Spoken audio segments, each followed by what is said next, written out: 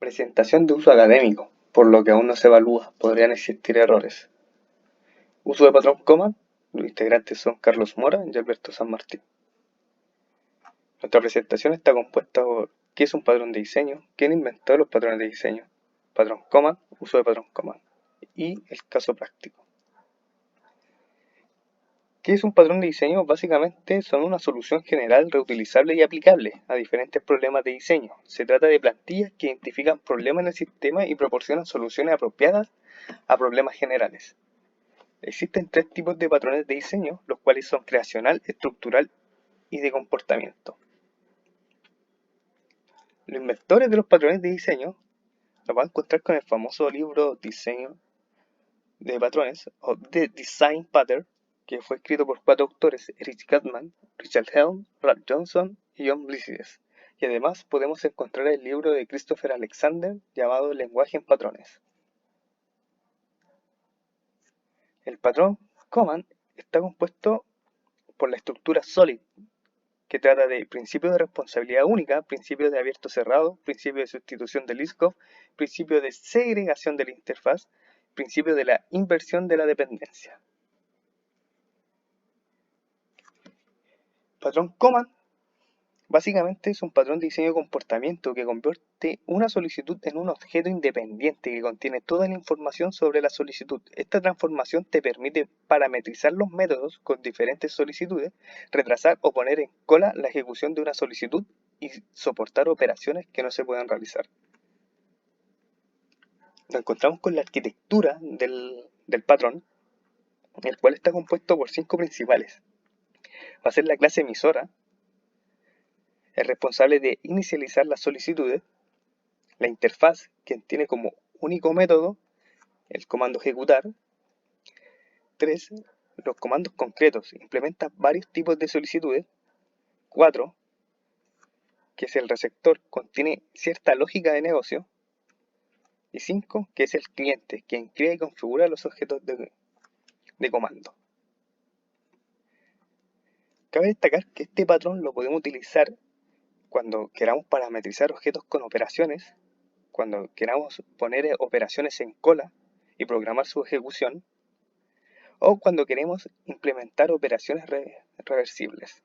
Ahora los dejo con mi compañero Alberto San Martín, que les va a explicar la implementación y las ventajas y desventajas. Mi nombre es Alberto San Martín y tal cual como lo indicaba mi colega Carlos Mora, voy a hacer la parte práctica, la demostración de el patrón command. Como lo indicaba en el modelo, mi colega, el patrón command debe contar con una interfaz a implementar, ya con un método abstracto, que en este caso utilice un método que se iba a llamar execute o ejecutar. Finalmente lo que voy a simular en esta representación, o sea, voy a representar un control remoto de domótica, por ejemplo, que puede encender o apagar la luz de una casa. Creo un objeto, ya, o creo una clase comando apagar luz, ya. Este va a ser el encargado de alguna forma, este comando apagar la luz de una casa, ya. Va a recibir la luz, ya, como dependencia, como objeto de dependencia, viene creado desde afuera y además esta clase implementa la interfaz command, implementa el método execute diciendo que el objeto luz voy a hacer un interruptor off. Este método me sirve para ir logueando el toString, que es un objeto de la clase object de Java, que todos lo pueden utilizar. Por lo tanto, tengo el comando apagar luz, comando encender luz con las mismas condiciones, el objeto luz que viene como dependencia, ya. Al constructor el comando encender, implementamos el método execute, vamos logueando lo que va sucediendo. Aquí tenemos el objeto luz, que es el que se va a ir de alguna forma transportando de un lado a otro, ya. Creamos un flag, un booleano on, ya, que permite encendemos la luz con un true, apagamos la luz con un false, seguimos logueando, implementando, sobreescribiendo, perdón, el método toString de la clase object. Luego el artífice de esto, que es el control remoto.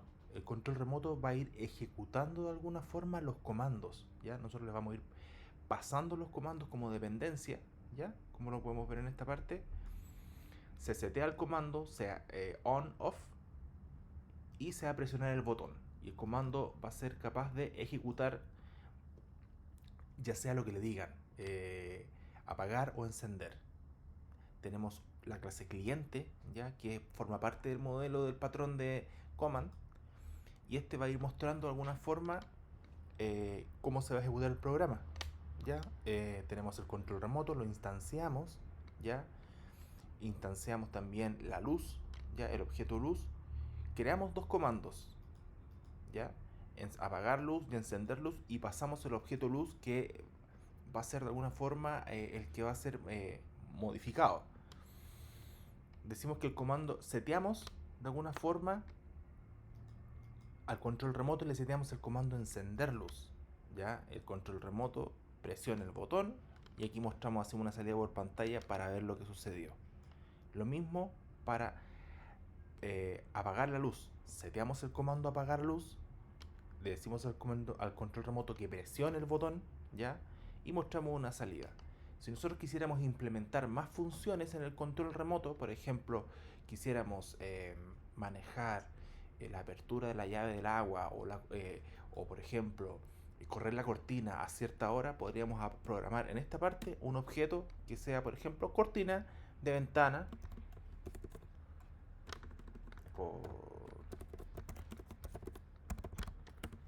Mi cortina.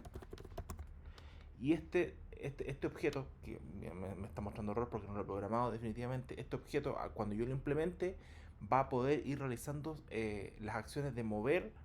Yo voy seteando, por ejemplo, en el control remoto las acciones que yo quiero que haga, ¿ya? Y también puedo ir logueando. Como demostración, este es el modelo en definitiva. La interfaz comando, ¿ya?